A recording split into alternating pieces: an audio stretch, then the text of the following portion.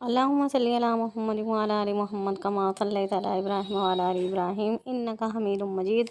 अस्सलाम वालेकुम, कैसे हैं आप सब। तो सुबह का जो लोग मैंने स्टार्ट किया तो वो बना रही हूँ मैं नाश्ता। तो सुबह में मैं ये बेसन का हलवा कर रही हूँ और मैंने 1 कप बेसन छान लिया है। और जैसे ही मैंने बेसन छाना तो फिर मैं ये आधा कप जो है ना घी लिया है, और घी में ये बेसन मैंने घी गरम करके बेसन इसमें डाल करके भूनूंगी। और इसको मैं भून लेने के बाद जब इतना भूनूंगी कि जले भी नहीं और खुशबू जब आ जाएगी इसमें, तो बस फिर मैं और चीज़ें शामिल कर दूंगी। तो मैंने सोचा चले सबसे पहले मैं आज जो है ना नाश्ते में हलवा बनाती हूँ। हलवा सूजी का नहीं बेसन का बनाऊंगी और देखती हूँ कि है ना मेरी बेटी को कैसा लगेगा। अगर बेटी को अच्छा लगेगा तो फिर मैं कोशिश करूँगी कि उसे 1-2 दिन छोड़ कर बना कर दूँ। और ये देखें लेमन ग्रास है, ये है ना इसकी ग्रीन टी बनाकर पीनी है।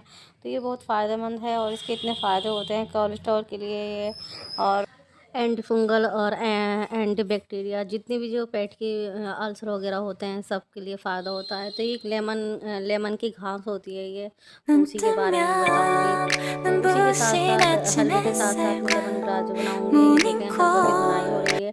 और ये अब मैं थोड़ा सा 2-3 इसकी छड़िए लूँगी और उन्हें वॉश कर लूँगी, क्योंकि इसमें मिट्टी जमी होती है ना, तो इसे धो लेना का अच्छी बात है।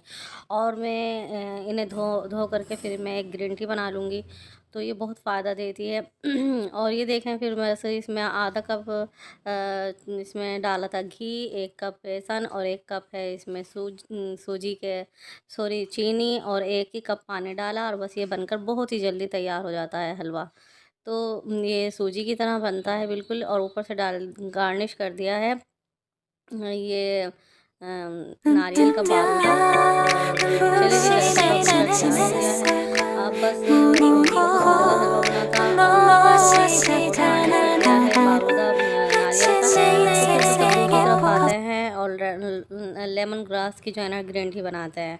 तो ये 1 कप मैंने पानी लिया है, और ये जैसे ही गर्म होगा तो फिर बस मैं ये डाल दूँगी। तो ये मुहासों के लिए भी बहुत फ़ायदेमंद है और कोलेस्ट्रॉल के लिए बहुत फ़ायदा है, और किडनी स्टोन के लिए भी, और पेट के अल्सर वगैरह वगैरह, मतलब बहुत फ़ायदे होते हैं इसके, बहुत फ़ायदे होते हैं। और जब इसे वज़न घटाने के लिए भी बाद लोग इस्तेमाल करते हैं, तो ये मुझे अच्छी लगती है। इसके अंदर जो खुशबू आती है उसकी बहुत अच्छी खुशबू होती है।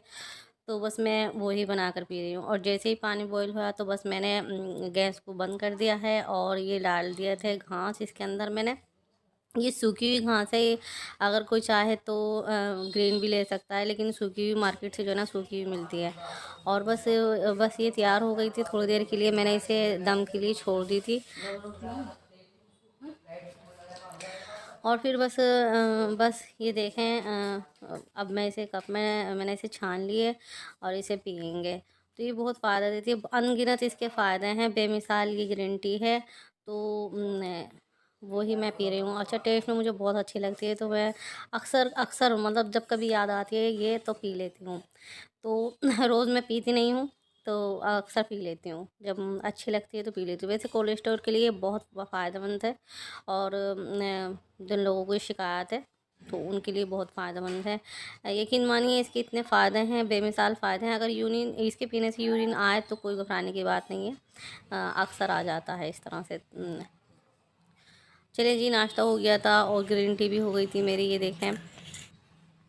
तो बस उसके बाद तो जी दोपहर का टाइम हो गया था, खाना बनाने की तैयारी श्यारी शुरू हो रही है, और सब्ज़ी आ गई थी। तो सब्ज़ी में ये गोभी आई थी, तो गोभी हो या अच्छा, सर्दियों की जो सब्ज़ियाँ होती हैं शुरू शुरू में जो आती हैं सब्ज़ियाँ, तो बड़े ही मज़े की बनता है खाना।